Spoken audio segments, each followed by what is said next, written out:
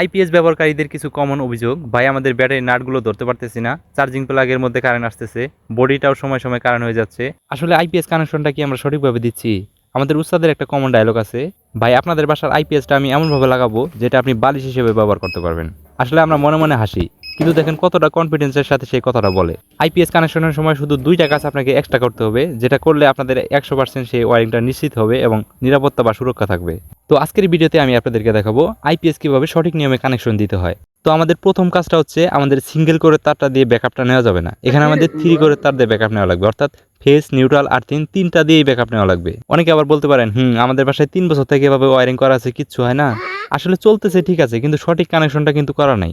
ভবিষ্যতে সেফটি মেনে যদি আইপিএস ওয়ারিংটা করতে চান, তাহলে নিউট্রাল এবং আর্থিন দেওয়াটা কিন্তু বাধ্যতামূলক। যদি একটা তার দিয়ে আইপিএস এর ব্যাকআপটা নেওয়া 100 ভাগ সঠিক হইতো, তাহলে কিন্তু আইপিএস এর পিছনে কোম্পানি এই 3 পিন প্লাগটা দিত না। এখানে আউটপুট নেওয়ার জন্য কোম্পানি 1 মিটার তার বের করে দিত, আর এখানে সকেটের টাকাটা তাদের সেভ হইতো। এখানে আবার অনেকের প্রশ্ন থাকতে পারে যে ইনপুট সাইডের যে চার্জিং প্লাগ আছে, সেই চার্জিং প্লাগ থেকে তো আমাদের নিউট্রাল এবং আর্থিন এটা পাচ্ছে, তাহলে আলাদা করে আবার আর্থিন এবং নিউট্রাল নেওয়া লাগবে কেন? মূলত একটা আইপিএস ফেসটা শুধু সে নিজে তৈরি করে এবং নিউট্রাল আর আর্থিন চার্জিং প্লাগ থেকে নেয় এবং সেটা মডিফাই করে আমাদের আউটপুটে সাপ্লাই দেয়। আর এজন্যই কিন্তু আমরা একটা তার দিয়ে ব্যাকআপটা নিয়ে আমরা আইপিএসটা চালাতে পারি।